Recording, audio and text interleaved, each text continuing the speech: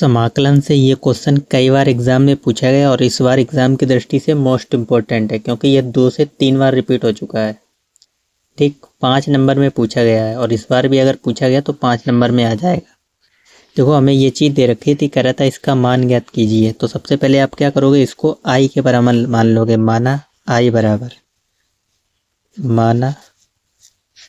बराबर जो भी समाकलन आपको दिया हो उसके आई के बराबर मान लो। क्या दे रखा था, 1/log x माइनस 1 और यहाँ पे log x प्लस 1। ठीक, और ये बट्टे में x था। ठीक, इसका हमें समाकलन करना था। ठीक, अब देखो हम क्या करेंगे, हम इसको t के बराबर मान लेंगे। माना t बराबर किसको, log x को। क्यों, क्योंकि हमें इसका समाकलन हमें अवकलन दे रखा है। जब इसका दोनों ओर अवकलन करोगे dt बट्टे dx और log x का अवकलन क्या होता है, 1/x। तो dt बराबर 1/x dx, यानी dx को उधर भेज देंगे तो 1/x dx, 1/x dx कहीं दिखाई दे रहा है, देखो इतना 1/x dx। इसकी जगह हम क्या लिख सकते हैं, dt, ये चीज। ठीक, तो लिख दो, यानी ये हो जाएगा i बराबर 1 के बट्टे में, इसको आपने क्या माना है, log x को t, तो t माइनस 1 और t प्लस 1 और इसकी जगह 1/x dx dt। ठीक, अच्छा एक बात ये भी थी, हमने इसको क्या माना था, यानी dt। ठीक, अब आप क्या करोगे, ये चीज़ आपको आंशिक भिन्न से सॉल्व करनी पड़ेगी। जब भी आप इस फॉर्म में बन जाए 1/a प्लस b, या इस फॉर्म में अब लिखोगे आंशिक भिन्न के प्रयोग से, आंशिक भिन्न के प्रयोग से, भिन्न के प्रयोग से। अच्छा, जिसने चैप्टर प्रश्नावली जो 7.5 है वो पढ़ी होगी उसको ये क्वेश्चन अच्छे से समझ में आ जाएगा। ठीक, आंशिक भिन्न के प्रयोग से इसको हम लिख सकते हैं किसको, 1/t-1 और t प्लस 1। इसको लिख सकते हैं क्या, a के बट्टे में t-1 और प्लस b के बट्टे में t प्लस 1। ठीक, अब इधर एलसीएम लोगे जब, तो एलसीएम लोगे, एलसीएम यही आ जाएगा t-1 t प्लस 1 और इधर क्या हो जाएगा, ये इसके साथ t प्लस 1 प्लस ये इसके साथ t-1। ठीक, और इधर यही रहेगा t-1 और t प्लस 1। अच्छा, बराबर में है और नीचे बराबर, अगर बराबर लगाओ तो नीचे वाले कैंसिल हो जाएंगे, तो ये हो जाएगा 1 बराबर a t plus 1 plus b t-1। ठीक, अब एक बार t प्लस 1 को 0 के बराबर रखोगे, जब लिखोगे जब t प्लस 1 बराबर 0, तो t की वैल्यू कितनी आ जाएगी, -1। ठीक, तो रखो 1 बराबर a, t प्लस 1 को कितना रखा है, इसकी जगह 0 रखो, प्लस b, t की वैल्यू कितनी आई, -1।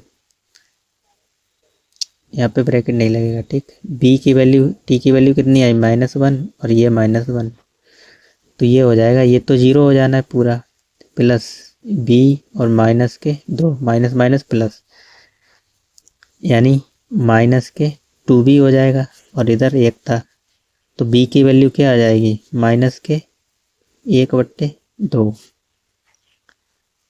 ऐसे ही हम इसकी भी वैल्यू निकाल लेंगे, जब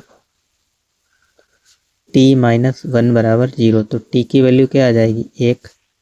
एक बार इसको 0 के बराबर रखना होता है, एक बार इसको 0 के बराबर रखना होता है। तो पहले हमने t प्लस 1 को 0 के बराबर रखा तो b की वैल्यू निकल आई, अब इसको 0 के बराबर रखो तो a की वैल्यू निकल आएगी, तो निकाल लो।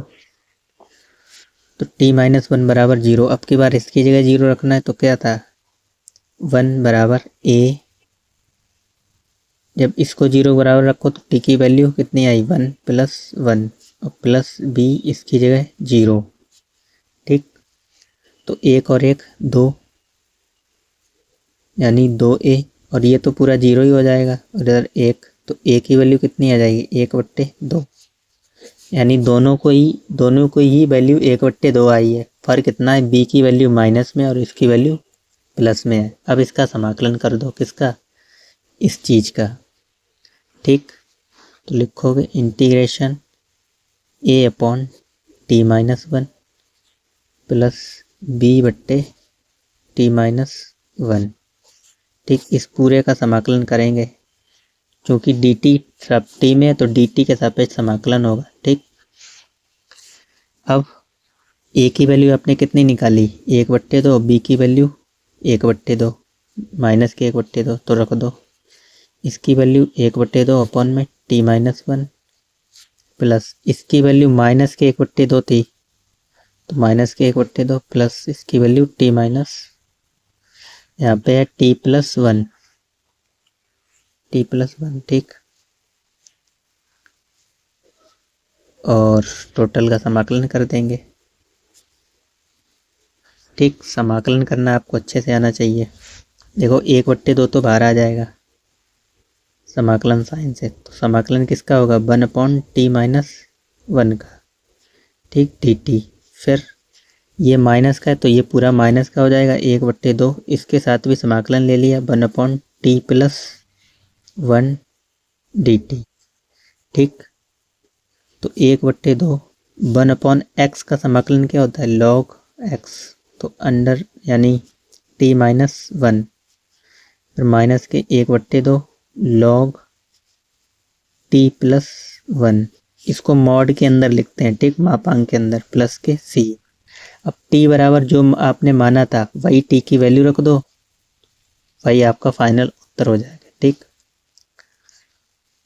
तो चाहो तो 1/2 आप कॉमन भी ले सकते हो, नहीं तो ऐसा ही रहने दो। ठीक, तो 1/2 log t को हमने क्या माना था log x। ठीक, तो log x -1, फिर माइनस के 1/2 log, फिर log x +1 और प्लस के c, ये आपका क्या हो जाएगा फाइनल उत्तर। ठीक, प्रश्नावली अगर 7.5 जिन्होंने पढ़ी है उसको अच्छे से समझ में आया होगा ये क्वेश्चन। तो 5 नंबर में कई बार पूछा गया, एग्जाम की दृष्टि से इम्पोर्टेंट है।